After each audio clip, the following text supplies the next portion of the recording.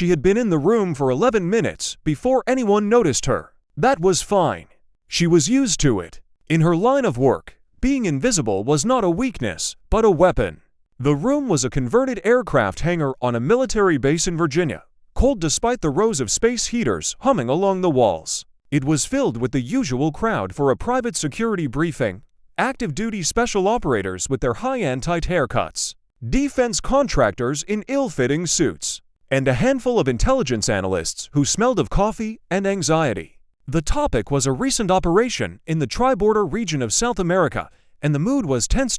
She stood near the back wall, her arms crossed over her chest, a canvas backpack slung over one shoulder. Her name was Sarah, and she was 34 years old. To the men in this room, she probably looked like someone's admin assistant who had wandered into the wrong meeting.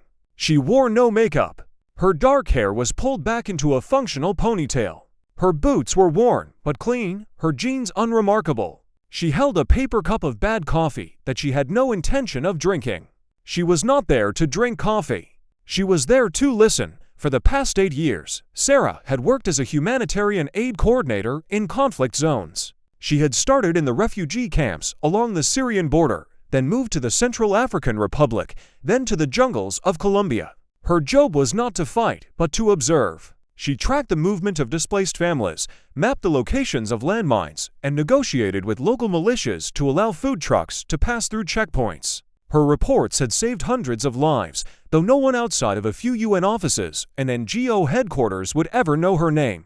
The man at the front of the room was Commander Eric Rivas, a SEAL team commander with 23 years of service. He was 46 years old, with a face that looked like it had been carved from old wood. He had been in charge of the operation that had gone sideways 6 weeks ago in a village called Tres Rios. 3 of his men had been wounded. 2 local interpreters had been killed. And the target, a man known as El Kukai, had slipped through their fingers like smoke. Commander Rivas was not a man who showed frustration openly, but the muscles in his jaw were tight as he clicked to the next slide on the projector. The slide showed a satellite image of the village of Tres Rios, with red X's marking where his men had taken fire. The intelligence was supposed to be solid, he said, his voice flat. We were told the target would be in the eastern compound. He was in the western compound. That's a 200-meter difference that cost us. He looked out at the room.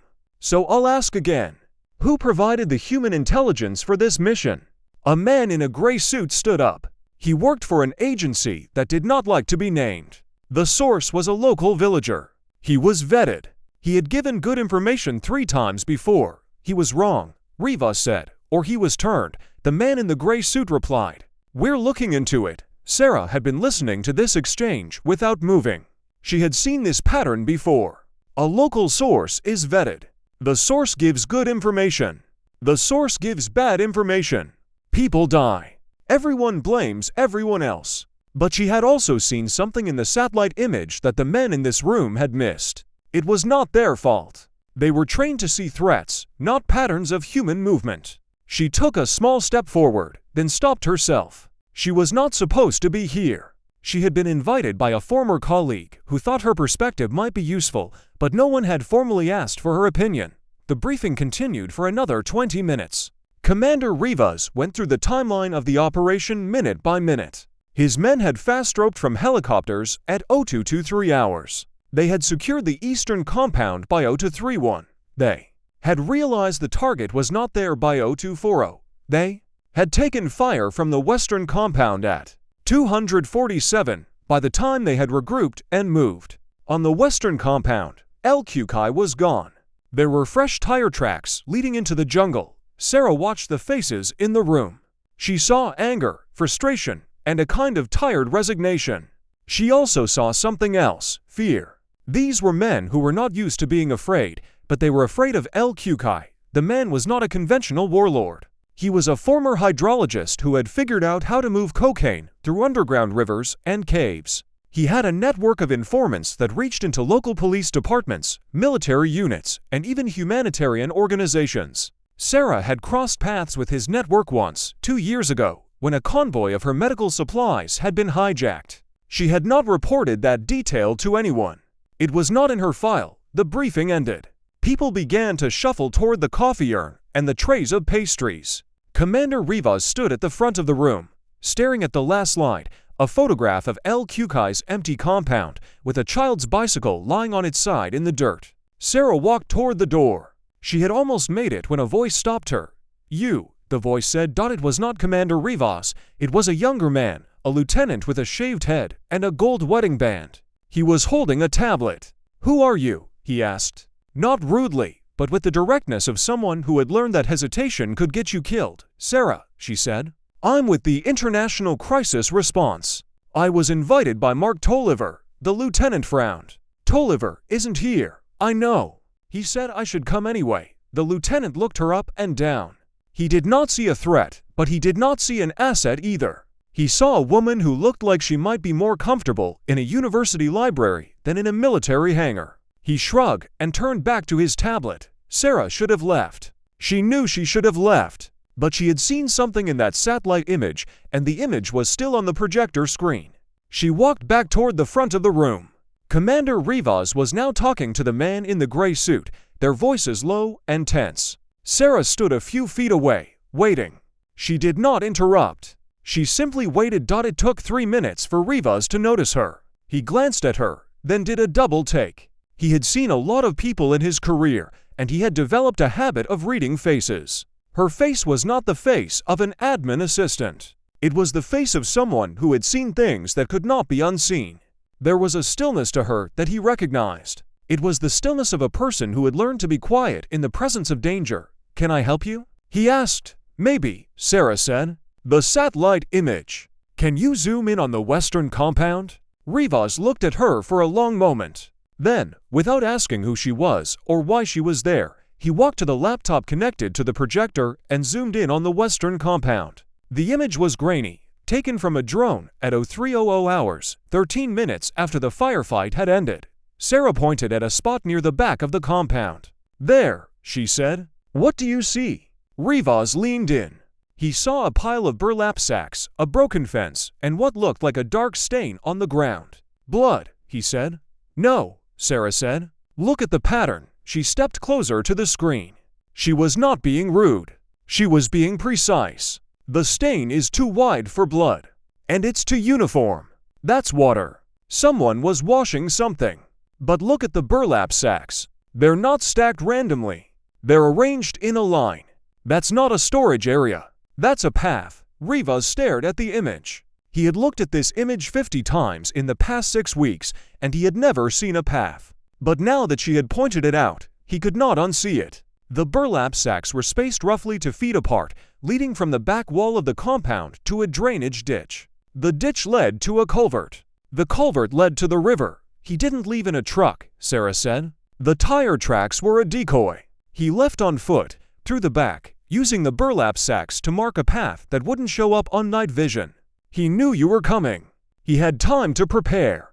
And he knew exactly where you would hit." The room had gone quiet. The men who had been talking near the coffee urn had stopped talking. The man in the gray suit was staring at Sarah with an expression that was half confusion and half alarm. Commander Rivas was staring at the screen, his mind racing. If she was right, then the intelligence failure was not just about a bad source. It was about a leak. Someone in the planning chain had told El Qkai exactly where the seals would be. He turned to face Sarah. "Who are you?" he asked again, but this time the question was different. This time it was not about her name. It was about her history. Sarah opened her mouth to answer, but she did not get the chance. The lieutenant with the shaved head had walked up behind her, and he was staring at her right forearm. She had pushed up her sleeves earlier without thinking, and there, on the inside of her wrist, was a small tattoo. It was a simple design, a compass rose, but the north point was broken. Below it, in tiny, faded letters, was a set of coordinates. The lieutenant's face went pale. "Commander," he said, his voice barely above a whisper. "Look at her tattoo." Commander Rivas looked. He looked at the compass rose. He looked at the coordinates. And then he looked at Sarah's face with an expression that was not anger or confusion, but something much rarer. It was recognition. Deep, personal, almost painful recognition. The room turned silent. The kind of silence that happens when everyone in a room realizes at the same moment that something important is happening, even if they do not yet understand what it is. The silence in the hangar lasted only a few seconds, but it felt much longer. Commander Rivas did not take his eyes off Sarah's tattoo. The coordinates were not random. They were burned into his memory as deeply as if they had been carved into his own skin. 853 and 7,059 feet W, a location in the Andes Mountains of Venezuela, near the border with Colombia. A place where, 7 years ago, one of the darkest chapters of his career had unfolded. He remembered the date, November 17th. He remembered the mission code name, Ghost Harvest. He remembered the faces of the 4 men who had not come home. What he did not remember was the woman standing in front of him. He had never seen her before. And yet, her tattoo told him that she had been there. She had been at that place on that night, when everything had gone wrong. "Where did you get that?" he asked. His voice was controlled, but the veins in his neck were standing out. Sarah did not flinch. She had known this moment would come eventually. She had been carrying the tattoo for 7 years, and in all that time, only 3 people had ever asked her about it. 2 of them were dead. The third was standing in front of her. "I got it in a village called San Mateo," she said. 7 years ago. The night your team tried to rescue the aid workers, the man in the gray suit took a step back. The lieutenant with the shaved head looked like he wanted to disappear. Commander Rivas did not move. He stood perfectly still, his hands at his sides, his breathing slow and even. But inside, his mind was a storm. Ghost Harvest had been a joint operation between the SEALs and Venezuelan military intelligence. The mission was to extract 6 humanitarian aid workers who had been taken hostage by a militant group known as the Armed Forces of Liberation. The hostages were being held in a remote mountain village. The intelligence was that the militants were planning to execute them at dawn. The SEALs had inserted by helicopter at 0300 hours. They had moved through the jungle in silence. They had reached the village at 0345, and then everything had fallen apart. The militants had known they were coming. They had set up a kill box with machine guns on 3 sides and a mortar team on the ridge above. The SEALs had walked right into it. The firefight lasted 47 minutes. When it was over, 4 American operators were dead. 6 Venezuelan soldiers were dead. The hostages were dead. And the militants had vanished into the jungle, leaving behind only shell casings and blood. The official investigation had concluded that the mission had been compromised by a leak in the Venezuelan military. But Rivas had never believed that. The leak had been too precise, too well-timed. Someone on the American side had sold them out. He had spent 7 years trying to find out who. He had come up with nothing. Now, a woman with a tattoo was standing in front of him, and she was about to tell him everything. Sarah looked around the room. She saw the faces of the men who were listening, and she made a decision. She had spent her entire career being quiet, being invisible, being careful. But there were times when silence became a form of cowardice. This was one of those times. "I was not supposed to be in San Mateo that night," she said. "I was supposed to be in Bogota, filing reports. But the aid workers were my friends. I had worked with them for 2 years. When I heard they had been taken, I went to the last known location of their convoy. I did not tell my supervisors. I did not ask for permission. I took a bus, then a truck, then I walked for 14 hours through the jungle." She paused. The room was so quiet that she could hear the hum of the projector. "I reached the village of San Mateo at 0200 hours, 1 hour before your helicopters arrived. The militants did not see me. I was trained to move without being seen. I found a position on a hillside overlooking the village. I had a pair of binoculars and a satellite phone. I watched the militants set up their machine guns. I watched them place the mortar team on the ridge. I watched them move the hostages into a building that they had wired with explosives." Commander Rivas's face was unreadable, but his hands had begun to shake. He pressed them against his thighs to still them. "I had the satellite phone," Sarah continued. "I could have called someone. I could have warned the operations center that the mission was compromised. But I did not know the frequency. I did not know the codes. I tried to reach my contact in Bogota, but the call would not go through. The mountains blocked the signal." She took a breath. This was the part she had never told anyone, so I did the only thing I could do. I went down the hill. I moved through the jungle until I was at the edge of the village. I could hear the militants talking. They were speaking a dialect I understood. One of them said that the gringos would be arriving in 45 minutes. Another one said that the man in the city had paid them well. What man? Rivas asked. His voice was rough. I did not hear a name, Sarah said, but I heard a description. He was American. He was former military. He had a scar on his left hand. He had promised the militants safe passage across the border in exchange for killing the hostages and as many of your men as possible. The man in the gray suit was writing furiously on a notepad. The lieutenant was staring at the floor. Sarah continued. I tried to get closer. I wanted to hear more. But I stepped on a dry branch. The sound was small, but in the jungle at night, it was loud. One of the militants turned. He did not see me, but he knew someone was there. He fired his rifle in my direction. The bullet hit a tree 2 feet from my head. I ran. She held up her right arm. The tattoo was visible again. The broken compass rose, and the coordinates. I ran for 3 hours. I fell into a ravine. I broke 2 ribs. I cut my arm on a piece of metal. When I finally stopped running, I was at a river. I looked down at my arm and saw the blood. I also saw that the wound had healed into a shape. It looked like a compass rose. The north point was broken, just like the path I had taken. I decided to make it permanent. I went to a tattoo parlor in a town called Barinas. I told the artist to trace the scar, and I added the coordinates of San Mateo, so I would never forget. She looked directly at Commander Rivas. I did not save your men. I did not save the hostages. I was too late, too far away, too afraid. But I have spent every day since then trying to find the man with the scar on his hand. And I believe he is the same man you are hunting now. The man they call El Kukai is not a warlord. He is a former American intelligence contractor. His real name is Daniel Cross. He was in San Mateo 7 years ago.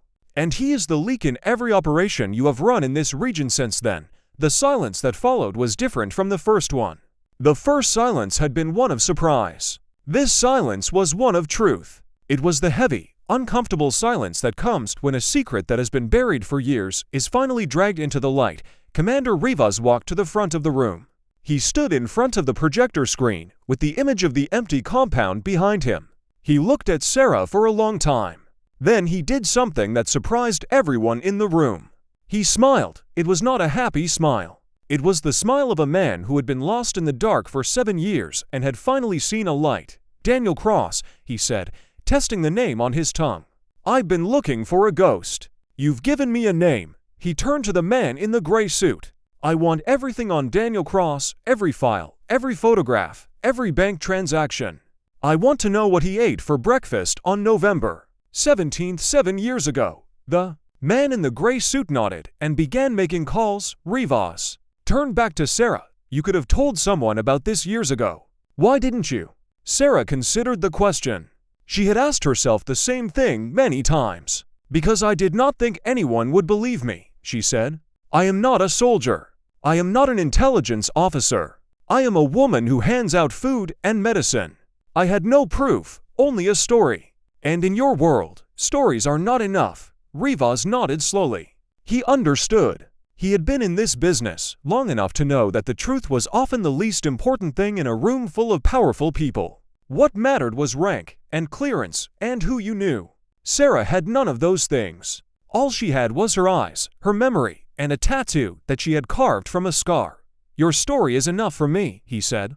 And I am going to make sure is enough for everyone else. He walked over to her and extended his hand. She shook it. Her grip was firm, her skin cool. She was not nervous anymore. She was not invisible anymore. She was something she had never been before, a witness who had finally been heard. The briefing ended 20 minutes later. The men filed out of the hangar, their conversations low and urgent. The man in the gray suit was on his phone, barking orders. The lieutenant with the shaved head was already pulling up satellite images of a new target. Commander Rivas stood by the door, watching Sarah as she walked toward the exit. She paused at the threshold. The afternoon sun was bright, and she had to squint against it. She turned back to look at him one last time. Commander, she said, when you find him, do not kill him. Capture him. There are families in San Mateo who need to see his face in a courtroom. Rivas did not answer. He simply nodded. And then she was gone, walking across the tarmac toward the parking lot, her canvas backpack slung over her shoulder, her boots kicking up dust.